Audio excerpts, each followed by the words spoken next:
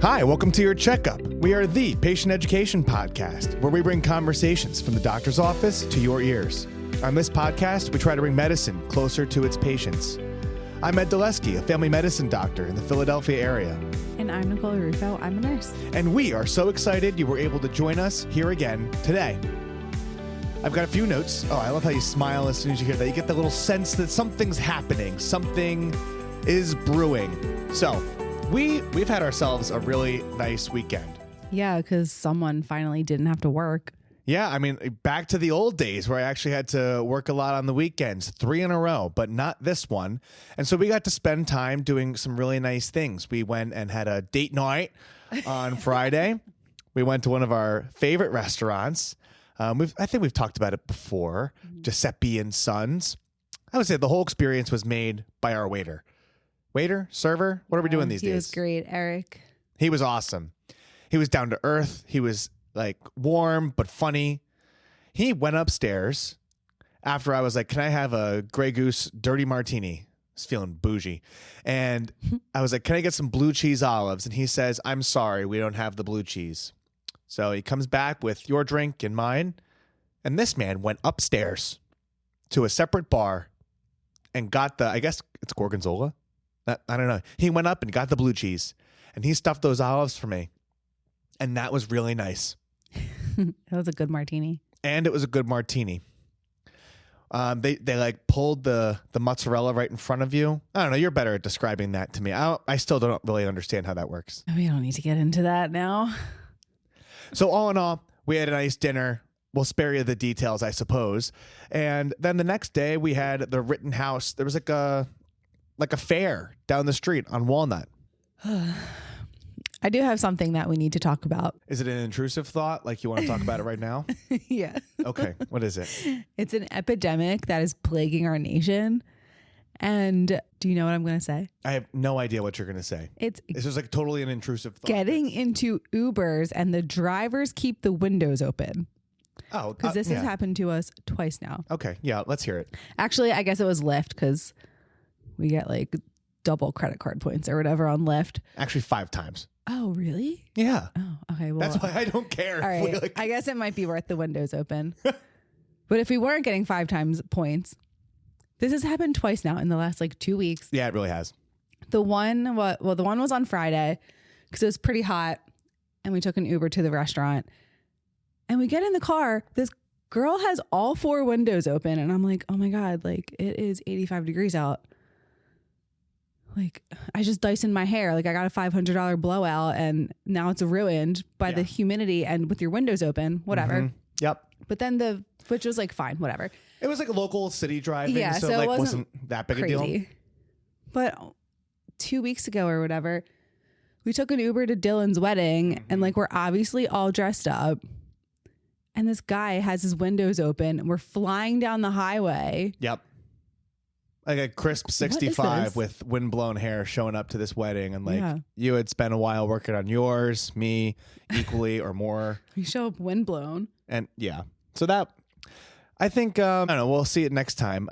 We got back. There was a ride we took to and from a brewery for our friend's engagement.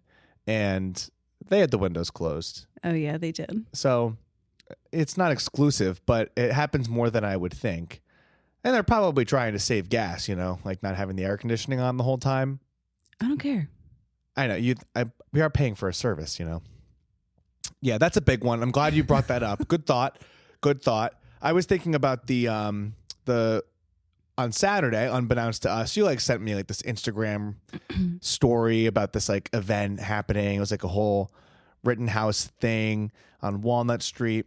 And it was cute. It was like a bunch of like vendors, but like local stores and restaurants that we all know and love. And they have their little thingies and like the Philadelphia Fishtown Pickle Project, which we had like. Got a big pickle. That was so good. Yeah, that was cool. Like there's nothing like a large pickle on a stick for you to walk around a fair scene, just munching on that thing. Well, it was good. It was crisp. It was refreshing. It's good. And then we were walking by because we had like done a nice run together and we eyed up this like long hot. Long hot's been a lot, like long hot peppers have been a big part of our life recently. Yeah. Was so on dinner on Friday. And I was really trying to recapture that with the Wilder tent. I don't know what. I don't know what it was, but it was delicious. Porchetta or pancetta? I don't even remember. Not sure what it is, but we definitely ate it. We enjoyed it. And then went to get ice cream. Oh, God. All right. So 1-900 ice cream. Oh, delicious ice cream. I had a conniption. I'm not sure what was going on. Kind of a long line. And there's 2 people working inside. Whatever. What have you. Excellent ice cream. Usually only get hard ice cream.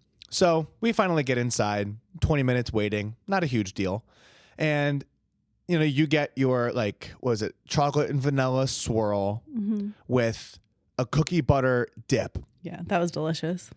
And I'm like, okay, I know that I won't be able to handle a cone because it will start dripping down the sides. And it was like 80-ish degrees outside. So it'll drip down the sides. I have to like speed eat it. I just avoid it entirely. So can I get this in a cup? I'd have you know this was the thinnest cup for soft ice cream I've ever seen in my life. Base. Very narrow base. And we get outside and immediately I have to race to eat this ice cream. And then I start stressing out. And then we're walking and the pressure of the situation rises and my fist is tightening. And now there's ice cream dripping down the sides, on my hands, down my arm. Now it's onto my shirt and my shoes. And I'm continuing to walk, continuing to grip tighter. And what do you say? What did I say? When you tell me to relax. Oh, yeah, I did. I did do that. You said...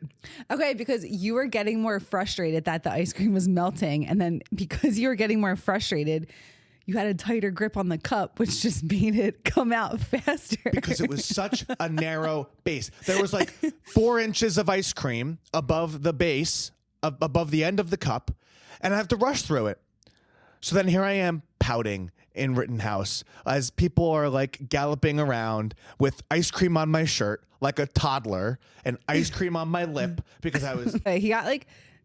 on the very edge, like on like the hem of his t-shirt, got 2 drops of chocolate ice cream, and he was pouting, sitting there. He's like, I wanted to wear this shirt for the rest of the day. I was pissed. And then I came back and I like didn't cook the steak to perfection. And then yesterday I was just taking myself or whatever day that was. Let's talk about the steak. I took because myself way I'm not too in the seriously. boys chat with Mike and Karthik, so they better be listening.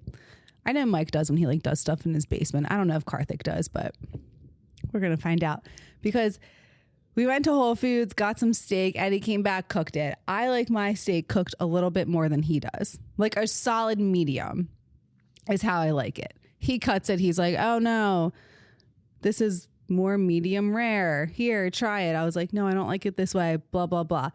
So he like cuts off a piece, puts it back on for me, yada, yada, yada. So then he proceeds to go to the boys chat with Mike and Karthik being like, don't you hate when a woman doesn't like a perfectly done medium rare steak? Da, da, da, da, da.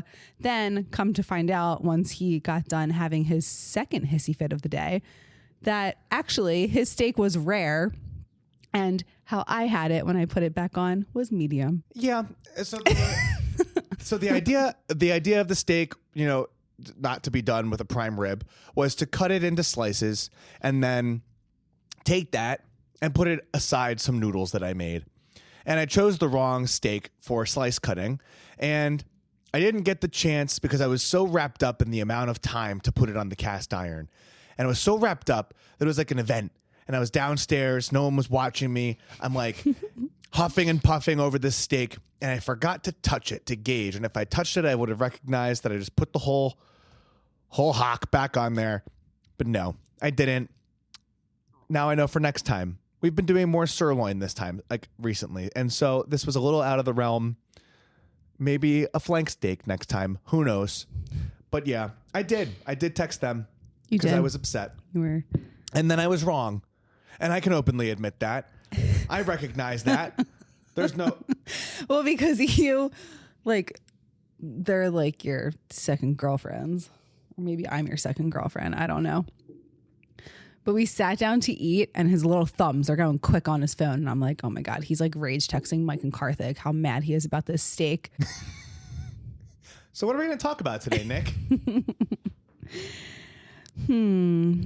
let's see. Let me see here. Today we're talking about low back pain. Is that relatable at all? Yeah, all of our backs hurt. Let's talk about it. Yeah, it's true. About 80% of people experience low back pain at some point. Really sit with that for a second. 80%. That is 4 out of every 5 people that you know, 8 out of every 10, 80 out of 100 people experience That's low good back math pain there. at some point. Thank you. I really try hard. Oftentimes, luckily, it's not dangerous, but of course, it can significantly interfere with daily life. But there's good news to all of this, and that's why we're going to take care of you guys here today and talk about it. When I talk about daily life, one thing up front that I want to say is that back pain usually goes away, which is a good thing.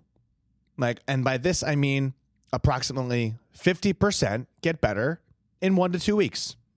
I'm in that category recently. You were. 90% of them get better in 6 to 12 weeks. That's really good news. That is a month and a half to 3 months. 9 out of 10 of these get better. And the hiccup with this is that about 85% of them recur. About 85% of them recur in approximately 1 to 2 years. So that is a troubling piece that's a little frustrating. That for the vast majority of people, it goes away, but it can be a relapsing, remitting type of thing. And I mentioned daily life because back pain actually tends to have a really big impact on people's function and return to work. If someone misses approximately 6 months because of low back pain, there is about a 50-50 chance that they go back to work. 6 months is a long time. 6 months is a long time. If they missed about a year of work from low back pain, there is a 25% chance that they go back. That's a long time. So that's a long time. Most of these get better, but it's important that we understand what's going on when we have low back pain, what your doctor's probably thinking about when you go in with a concern of low back pain, or maybe you're just at home and you have low back pain and are wondering what the heck we can do. So hopefully today we're going to tell you more about what are the causes, what you can do, when to seek help, and how to prevent it. Tell us about causes, or I guess the most common causes of low back pain.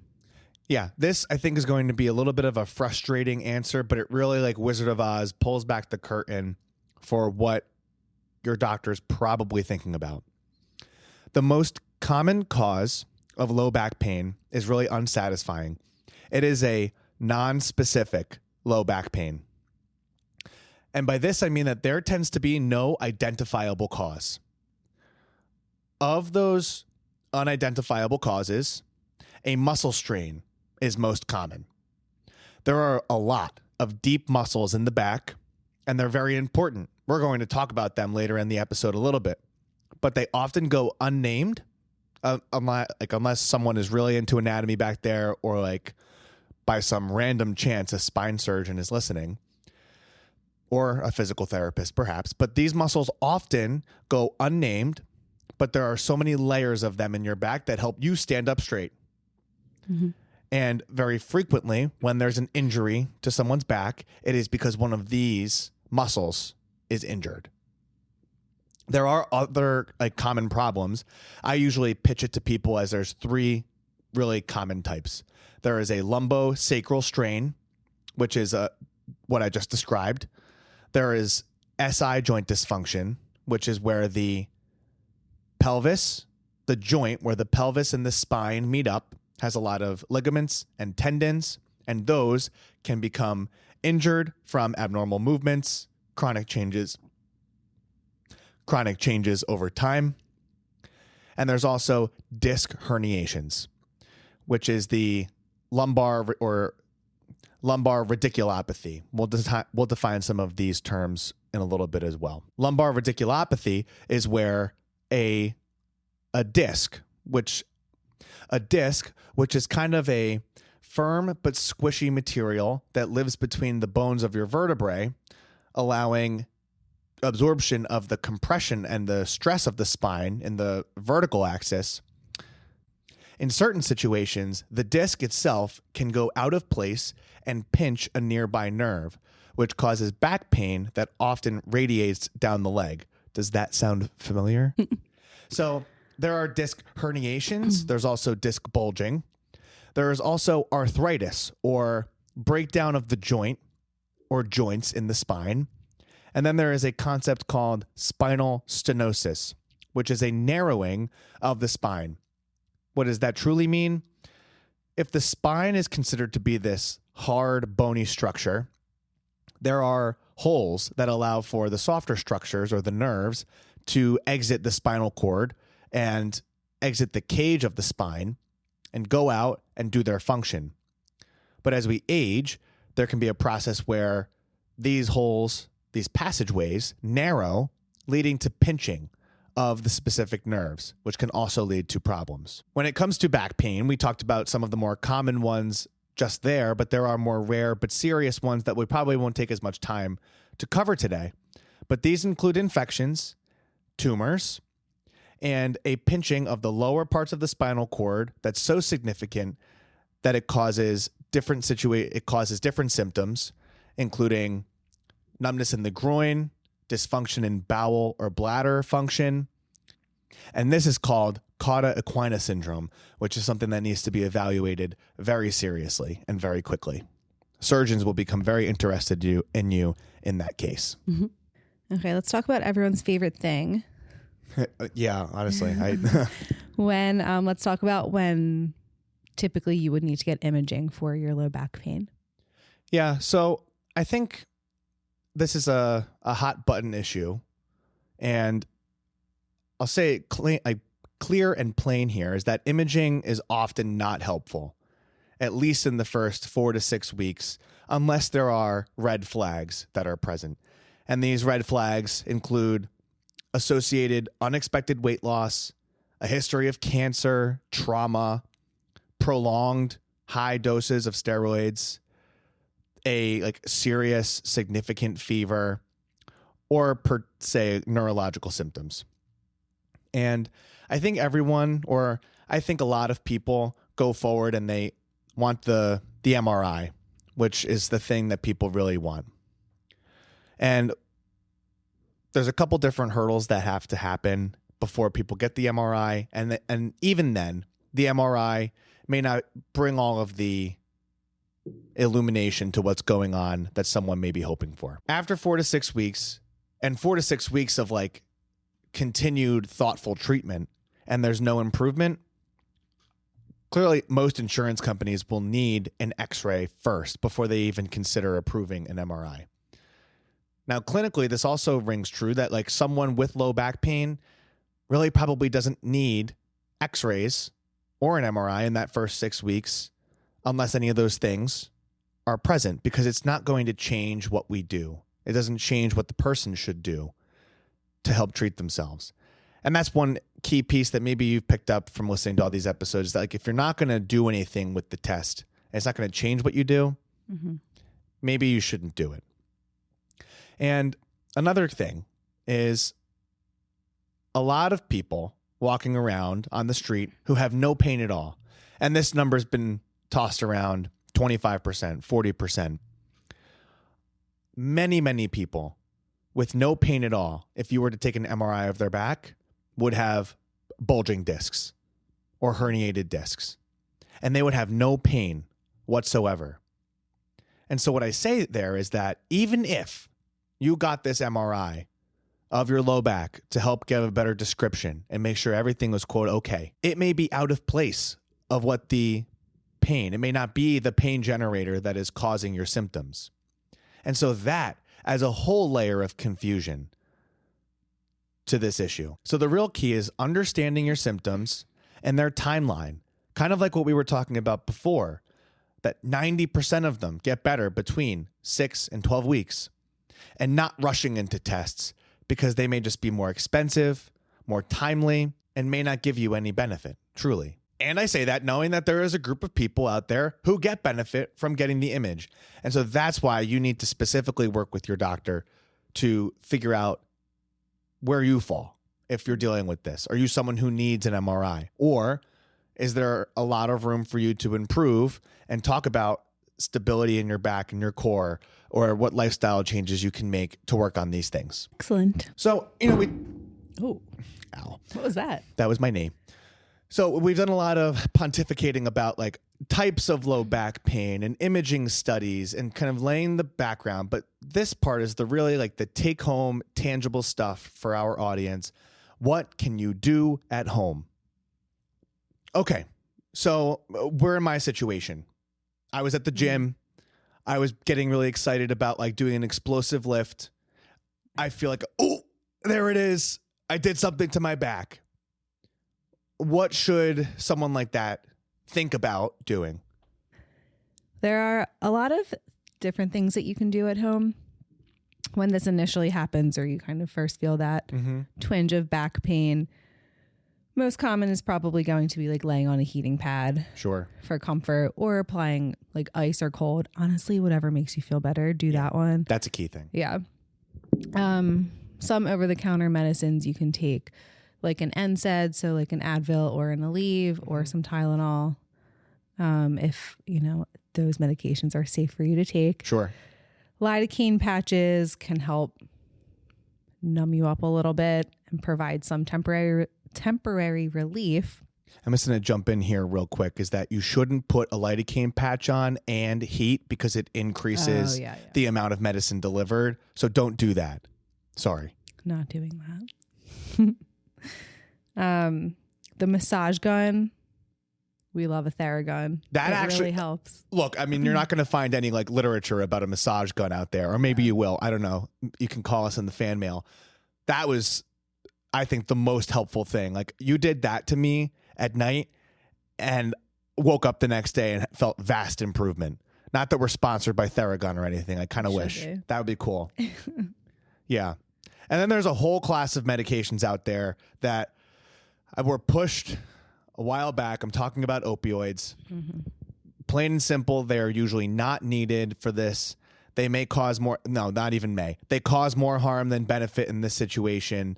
And there is a time and place for them. It's in cancer patients and acute pain. Low back pain is not the answer. Please steer clear when you can. Yeah. Sorry.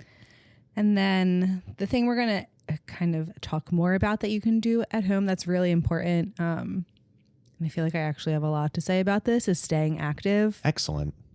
Because, like brief rest is okay, and taking a break from, like going to the gym or running or whatever kind of activity that you're doing, is safe to do right off the bat, but prolonged inactivity will actually make your recovery worse. So much worse. Because you need to, one, especially talking about your back, which is what we're talking about, obviously, like you need to keep all the muscles around your lower back stronger and like your core stronger, because if they're not, then you're just going to keep getting injured, or you're going to take a really long time to recover. That's a great point. And like the longer, I was in PT one time, and one of the PTs was talking to this guy who was like in his 80s and was there for like whatever, but like in great shape, took really great care of himself. And the guy was talking to the PT, because the PT was, I don't know, asked him like, how, like, like, what have you done your whole life? Like, how are you this fit and whatever? And the guy, like the 80-year-old, said to the PT and was like, our bodies are like cement and they're just waiting to harden. And it's, kind of that old adage of like a body in motion stays in motion. But I think that's really true in this case too. That's a nice analogy. Like if you are just like laying in bed, I mean, even if you're like sick for a couple of days and you're laying in bed or laying on the couch, you don't feel good. So if you have an injury to your back and then you're not moving and like keeping things mobile and like keeping everything else around it mobile and strengthening it, then that doesn't help. That is a great message. And you even mentioned like a key element in there where it can be great to stay active and do exercises at home. And we're going to talk about like a couple different ways. Yeah, PT is like really great for that, especially with those little, all like the little muscles in there, and doing these like little exercises that you're probably like, oh, this is stupid, this isn't doing anything. But it actually, if it's something that you take seriously and continue to do, you know, like every day or whatever however often they tell you to do stuff. And then it really can totally help. And like, you know, people are busy. And so going the 3 times a week that someone may prescribe for physical therapy may not be so reasonable in someone's busy life, or you make time and space for it because it's important to you. But even not even going, like doing them at home. But doing it at home. Because even if you go once a week, and then like they always give you stuff to do at home that you have to keep doing. It's not like you go and your 30-minute PT session is going to cure everything. It's something that you have to keep doing. Exactly. You really you harped in on this when I was down. I did. You did. And like there were even subtle like pelvic tilt motions that yeah, I love a pelvic tilt. Are tough to describe. And like I can only imagine like you were like hands on like showing me what to do. But oh my God. Then like I can only imagine that like if someone didn't have someone like you, not that you're a physical therapist, but you have a lot of experience like going through stuff like this, that like guiding them, like I was naive. I was like, oh, like cat cow. Yeah, that's what I'm going to do. Which sure, there's some of that, but like there were so many different things and positions that you showed me that I think a physical therapist is very, very helpful for, especially like invest in it like you're investing in a skill or you're learning knowledge, and then you take that and do it at home, like you said. Yeah, excellent point. And one specific arm of physical therapy that has been studied specifically for lumbar radiculopathy. So when I say radiculopathy, I mean that pinched nerve in the back with the shooting pain down the leg. One quick note here is specifically the McKenzie back protocol or the McKenzie method. You can look this up online, but it is a focused effort for repeated movements, and there's specific exercises that the goal is to centralize the pain. And so I say radicular pain, and you take that pain, and the idea with these exercises is to move that up towards the back where the initial pain generator is. It's particularly useful for disc-related pain or sciatica, but truthfully, it's not appropriate for all types of back pain. It honestly works best when the movement improves the symptoms. And, you know, in our future, like aches and pains types episodes, we'll refer back to this website, but the UCSF Sports Rehab website has a whole for patients section where you can go in there and you can see like they have like shoulder stuff, but specifically they have core strengthening and they have back protocols that are especially important to think about. Your back muscles are part of your core. Your core is not just your front. This is a great transition to this next part of the core is like, you know, yeah, strengthen, you know, like your back muscles and even working with like your hips and like your glutes, but your core all around, including your back, is so important for stabilizing all of those little muscles and strengthening them and making sure that you don't get hurt again. Oh my gosh. Yeah. So why don't we like take a little time to take our little tributary away from this and talk about the core a little bit more. And when we're saying this, we're not talking about 6-pack abs. You've hinted at the definition here. The core is so much more than that. It's abdominal muscles, it's obliques, it's back muscles, it's your pelvic floor and your diaphragm. All of this is your core. Right. So your core is not just the front, it's all the way around. There's a lot of different parts to it. Yeah. And if you know, the core, like the center of your body is weak, then you'll have then you have lower stability in your body. And honestly, like you should be kind of mindful of that and thinking about that just as you age, not even having anything to do with back pain. Sure. So that you can stand up straight when you're 80. Exactly. You know? And so that you don't have like balance issues when you get to that age where people fall. Yep. So tell us, since you talked about standing up straight, tell us how posture impacts your spine and opportunity for low back pain, but also just longevity altogether. So poor posture, so like slouching, leaning forward, neck forward, it loads our spine unevenly, which we don't want. Yeah. You don't want an uneven load on your spine. Ideally, your head, shoulders, spine, and pelvis should all kind of like stack on top of each other. not slouching, sitting rolled up like a pretzel on the couch like I do all the time. You know who has really great posture? Alex. He does. Yep. He does have great posture. You said something to me when we like first met about my posture. And I don't know if I ever told you this, but I was like consciously working on my posture. And that was such a good compliment. Yeah. Your posture was so great at the time. It still is. At the time. It now still I'm is. just a troll. No, I'm like, I look like I belong under a bridge. I know. When we took our engagement pictures, you like said something about that, about like having poor posture. Well, she like, and how you like wanted her to pose you. yeah. The quickest aside is that like she was great because she asked us like our insecurities, and I was like, yeah, it's my posture, and I don't want to look like I live under a bridge. Tell us a little bit more. What are some really common postural mistakes and easy things for people to fix? Well, number one is definitely craning our necks to look at our phones. Yeah, I feel like everyone does that huge, big time. The tech neck. Yeah. Slouching in your chairs like I am currently right now, or sitting with your legs crossed for too long. Like I am currently. Mm-hmm. Yep. I mean, and there are simple corrections to these, like having a chair with lumbar support, looking at the height of whatever screen you're looking at, whether that's your like laptop or your phone, and then foot placement. So essentially just not sitting for a long time, crossing your legs. Yeah. So like more specifically, I guess that the screen should be at the eye level and feet should be flat on the floor. And like you said, low back supported. I think work from home setups are a huge culprit because like you could be working for hours and you can be on the couch. Like there are some days where, not that I like work from home a ton, but like if I am, sometimes I'm laying in the corner and I'm like 90% of my body's flat and my neck is just up. Not that that's actually happening that way, but you know.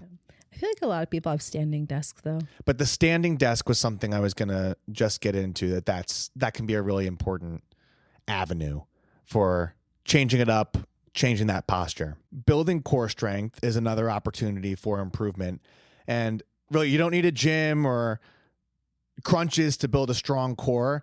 I mean, really, you can just try to hold a plank for 20 seconds or do a few exercises called bird dogs. These movements specifically help really build the stability of your spine. And really, you get bonus points if you can breathe deeply because your diaphragm is also a part of your core. That like diaphragmatic breathing is really important. And you can find a lot of, they like made me do this in PT, which at this point was probably like 10 years ago. Mm-hmm. But doing that and like, they had me do like different like pelvic tilts and stuff, but to engage your deep core because it's like, you know, the like 8-pack or whatever that's, you know, not visible for plenty of us. But then, you know, like under that and around that are all smaller little muscles that go all the way around, like the corset that we were talking about. So doing things to engage all of those deep core muscles. And there are a lot of like physical therapists and stuff on like TikTok that you can like find exercises for. Totally. Probably lots of YouTube videos too, but it's also worthwhile to go support them like, you know, financially, like in person as a part of their practice as well. And so all of that ends up being really important for managing at home. And none of this stuff happens overnight. You really have to think about your behavior change and making it a habit and doing these things consistently, kind of like we were getting at. Not just like, this is kind of like an advanced thing. This isn't just for when you are feeling unwell and you have low back pain. This is a step above that. This is into prevention. This is into like body maintenance and living better, not just longer, specifically. So there are several other opportunities for treatment. Some are more studied than others. We'll kind of list them off here. And some people get more benefit than others. And some people swear by this stuff. So cognitive behavioral therapy can be really important for someone training to better understand their body when it comes to understanding pain. Some people love yoga or Tai Chi. And massage, like we talked about, the massage gun can help a ton. Acupuncture helps certain people. And chiropractic care can help people as well. Though it's not a sweeping generalization that like across the board, everyone needs a chiropractor, but sometimes people get benefit. And I'm sure there's a lot of people who feel really strongly and on the other end feel really strongly in a negative way about chiropractors, or the care that they provide, not the people. So sometimes it works for people. Sometimes you need to be careful and think about what's going on. And we'll kind of leave that there. I also think it's important when you're it's important to also find like having back pain is like really, really frustrating and annoying for, what did we say, 80% of people who have back pain. Yeah. Especially, if you're a more active person.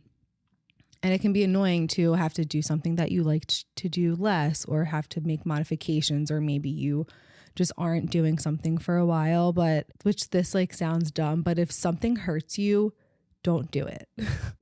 At least until you, kind of like build back up to it. It's kind of like that comic or like that cartoon of a patient and a doctor, and the patient says, when I do this, it hurts. And the doctor says, so don't do it. Like that's the same thing here. Yeah.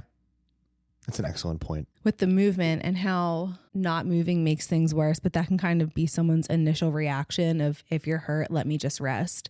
Right. Which rest is good, but not for a prolonged amount of time. And I think kind of semi-comparatively, which this is not a direct comparison, but just for example, if you like had surgery or you had some like ortho surgery, or you had, say you had like, you tore your ACL and you had that fixed. Sure. You're not just laying in bed until that quote unquote heals. Like you have to go to PT and there are movements that you have to do. And I mean, if you go back to your surgeon and say you didn't do any of this, they're probably not going to be very happy with you. Right. So movement is important. Movement is medicine. Yeah. Excellent point. And sometimes, I think we've taken a very large and important, because stay in our lane, we know what we're here for, is to talk about the things you can do at home and how to have like important conversations with your doctor. But sometimes there are times when you do have to call the doctor, and like by no means are we trying to help you decide when and when not to, but you should look out for these things to seek more urgent care. So if you have back pain and new numbness or weakness, you should probably think about calling your doctor. And if you have loss of bowel and bladder control and back pain, don't pass go. Call your doctor. They may tell you to go to the hospital. There are also other concerning signs. We've kind of mentioned them before, but we'll mention them again for completeness sake and really hammering home the point. A fever, night pain, unexplained weight loss, trauma, a history of cancer and steroid use, and back pain that's new and different and worsening are all really important things to call the doctor. And we had this like demarcation of 4 to 6 weeks. If there's back pain that's lasting longer than 4 to 6 weeks without improvement, and you've been doing all the right things, and that's such an important piece, and you've been doing all the right things, that deserves further evaluation. We're not going to pretend here like we can cover all of the next layer treatments of back pain, including like injections or surgeries that are often offered. Sometimes surgeries help. Sometimes they make it a little more complicated, but that's really just a later down the line conversation. We wanted to stick to our agenda here today to have the most fruitful episode possible. And so we really wanted to make a couple main points as we kind of close out our episode here this week. And so in summary, we just want you to recognize that back pain can feel scary, but for most people, it gets better. And you don't have to go through it guessing. You should keep moving, apply some heat, stay off the couch for too long. Know when it's time to go get a check with your doctor.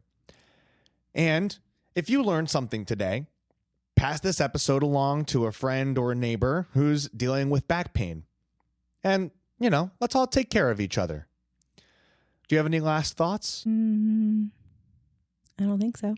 Okay. Well, thank you for coming back to another episode of Your Checkup. Hopefully you were able to learn something for yourself, a loved one, or a neighbor with low back pain. Please, for this week, send us your thoughts in the fan mail. We really do want to hear. And if the more we get, the more we'll be able to sit down with each other and kind of dive into the conversation. So you can find the fan mail anywhere where the episode descriptions are.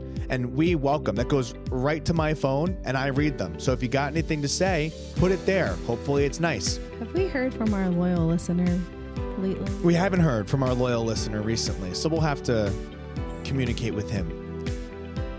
And if you learned anything from this episode, send it to a loved one or a neighbor. You can sign up for our email list, which I think you might benefit from because we're going to expand our content into the written word, and there might be some other stuff coming down the pike.